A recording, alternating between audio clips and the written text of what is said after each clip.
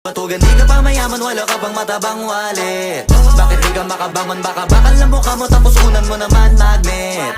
Pahiga-higa lang sa higa, ang kala mo biyaya sa iyo ang kusang lalapit. Iba ka hanip, di nagpapanik. Sanay ka bang walang budget o sadyang wala ka lang target?